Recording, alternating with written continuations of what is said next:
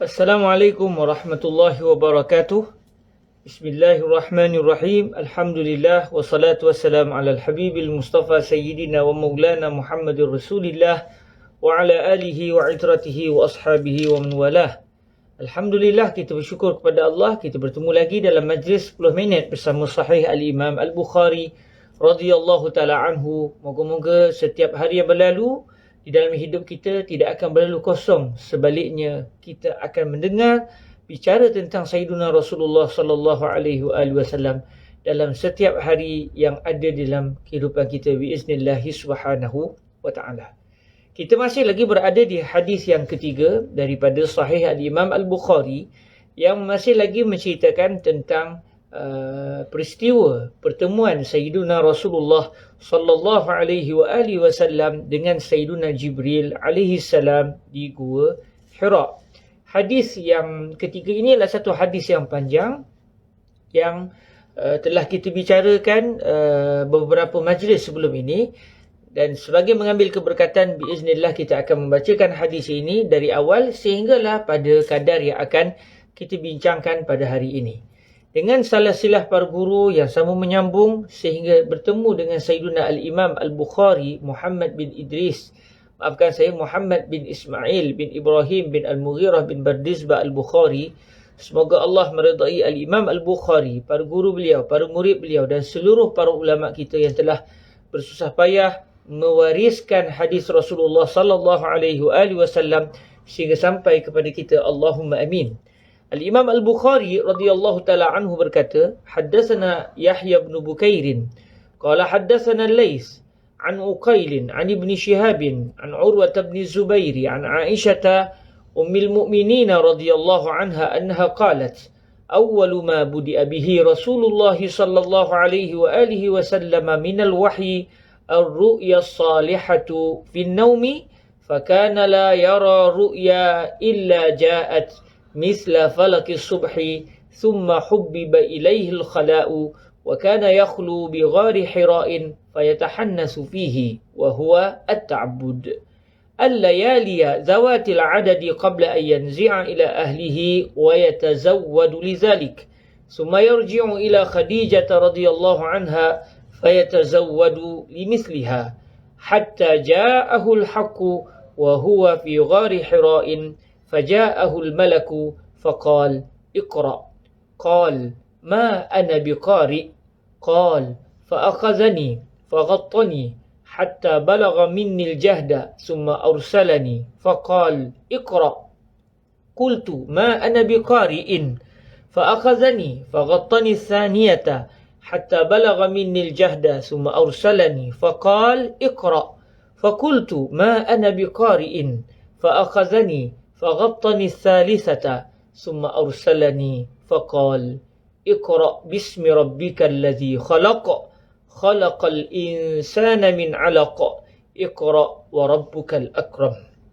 Terjemahan hadis ini telah kita bincangkan sebelum ini daripada awal hadis, dan hari ini kita akan melihat terjemahan yang belum lagi dihuraikan, iaitu bermula daripada ucapan yang berbunyi hatta ja'ahul haqqu wa huwa fi ghari hira'in.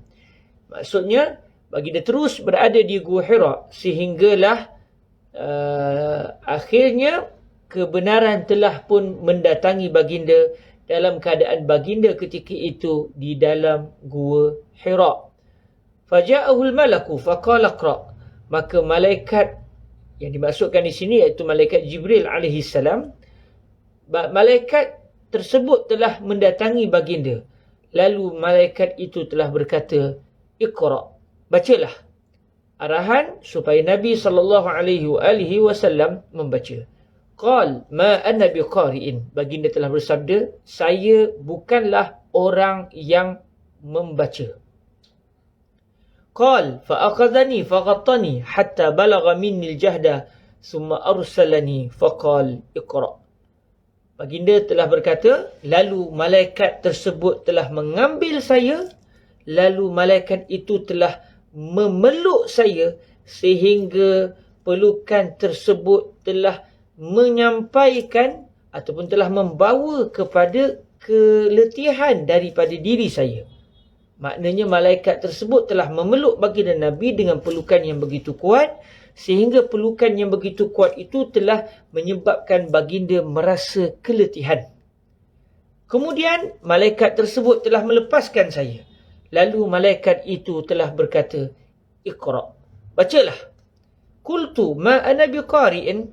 Saya telah berkata, saya bukanlah orang yang membaca. Iaitu saya tidak tahu membaca. Fa'akhazani faghattani thaniyata hatta balagha minni al-jahda thumma arsalani faqala qra'. Lalu malaikat tersebut telah mengambil saya. Lalu malaikat itu telah memeluk saya buat kali yang kedua. Sehingga pelukan itu telah menyampaikan kepenatan daripada saya. Iaitu pelukan itu begitu kuat. Sehingga pelukan yang begitu kuat dan erat itu telah menyebabkan Nabi SAW merasa keletihan. Kemudian malaikat tersebut telah melepaskan saya. Lalu malaikat tersebut telah berkata, Iqra, silalah baca. Faqultu ma ana biqari'in. Lalu saya telah berkata, saya bukanlah orang yang membaca. Fa'akhazani faghattani thalithata. Lalu malaikat tersebut telah mengambil saya. Lalu malaikat tersebut telah memeluk saya buat kali yang ketiga. Summa arsalani faqal. Kemudian malaikat tersebut telah melepaskan saya.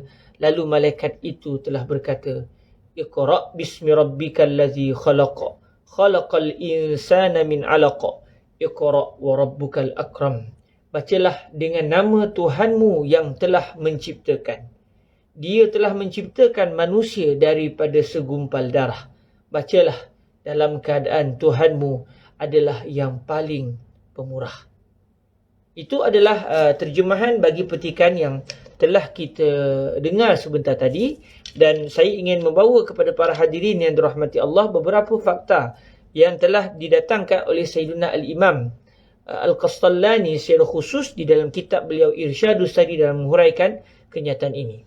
Pertama, beliau telah menyatakan bahawa peristiwa kebenaran yang dimaksudkan di sini iaitu wahyu yang diterima oleh Nabi SAW itu berlaku pada hari Isnin.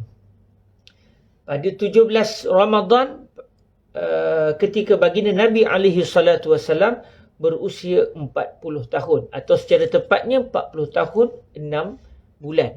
Kerana sebagaimana yang telah kita ketahui sebelum ini, wahyu telah pun mendatangi Nabi 6 bulan sebelum daripada peristiwa pertemuan Rasulullah bertemu dengan Sayyidina Jibril. Iaitu wahyu telah pun datang kepada baginda Nabi dalam bentuk mimpi yang benar bermula daripada bulan Rabiul Awal ketika Nabi tepat berusia 40 tahun. Lalu 6 bulan selepasnya berlakulah peristiwa pertemuan Nabi SAW dengan Sayyidina Jibril AS di Gua Hira. Jadi peristiwa wahyu turun kali pertama kepada baginda Nabi SAW ini berlaku pada 17 Ramadan. Dan pada 17 Ramadan tahun itu, menurut guru kami Fadilatul Syekh Yusri bin Rushdi Al-Hasani, pada tahun itu, itulah malam Al-Qadar. Kerana peristiwa ini berlaku pada waktu malam apabila Allah Subhanahu Wa Taala berfirman, Inna anzalnahu fi lailatul qadr. Sesungguhnya kami telah menurunkannya, iaitu menurunkan Al-Quran pada malam Al-Qadr. Lalu peristiwa penurunan wahyu kepada baginda Nabi, iaitu penurunan ayat pertama sampai ayat kelima surah Al-Alaq, ia berlaku pada 17 Ramadan ketika Nabi berada di Gua Hira. Maka kata guru kami Fadilatul Syekh Yusri bin Rushdi, ini menunjukkan pada tahun tersebut Lailatul Qadri berlaku pada 17 Ramadan, bukan pada 10 malam yang terakhir pada bulan Ramadan. Dan dari sinilah datang perbahasan para ulama, apakah yang dimaksudkan oleh baginda Nabi SAW, carilah malam Al-Qadr pada 10 malam yang terakhir, terutamanya pada malam-malam yang ganjil. Lalu sebagaimana yang dinyatakan oleh guru kami Fadilatul Syekh Yusri bin Rushdi, setelah beliau mendatangkan kepelbagaian pandangan para ulama, kata beliau, ini menunjukkan bahawa satu ketika dahulu Lailatul Qadr pernah berlaku bukan pada 10 malam yang terakhir.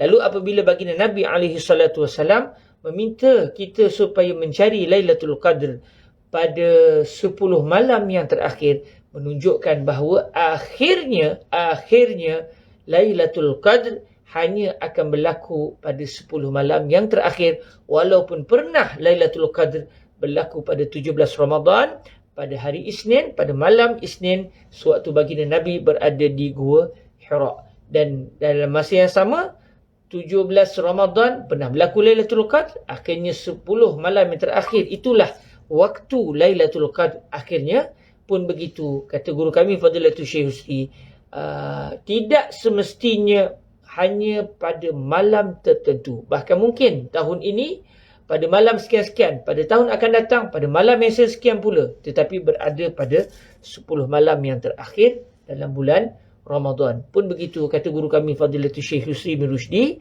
tujuan mengapa Allah Azza wa Jalla dan Nabi SAW ditakdirkan tidak mengingati tarikh tepat berlaku Lailatul Qadr, untuk meminta kita supaya 10 malam yang terakhir itu dihiasi dengan ibadah bersungguh-sungguh, supaya kita tidak terlepas mendapat peluang Lailatul Qadr. Walaupun Ramadan sudah berlalu, moga-moga kita termasuk di kalangan mereka yang telah direzekikan Lailatul Qadr, dan moga-moga tahun-tahun yang mendatang kita direzekikan juga Lailatul Qadr. Apabila peristiwa penurunan wahyu kali pertama ini berlaku pada malam Isnin, maka di sinilah datang sebab mengapa Nabi SAW sering berpuasa pada hari Isnin. Apabila ditanya, mengapa anda berpuasa pada hari Isnin?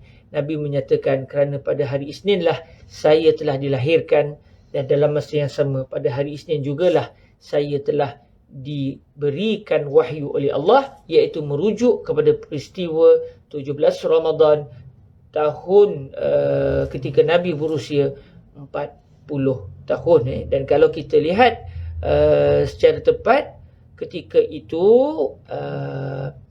adalah tahun yang dianggap sebagai tahun pertama kenabian.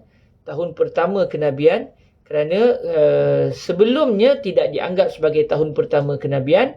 Maka tahun pertama kenabian itu kalau kita kira dengan tahun gajah, ianya bersamaan dengan tahun yang ke-40 gajah. Tahun 40 gajah itulah bersamaan dengan tahun satu kenabian, dan pada waktu itulah baginda Nabi SAW menerima wahyu. Atau maafkan saya, lebih tepat bukan tahun 40 gajah, tahun 41 gajah ketika Nabi berusia 40 tahun.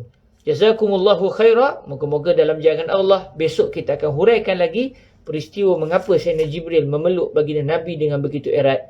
InsyaAllah sekiranya ada umur, tepat pada jam 6 petang keesokan hari biiznillah. Aqulu qawli hadza wa astaghfirullah li wa lakum. Assalamualaikum warahmatullahi wabarakatuh.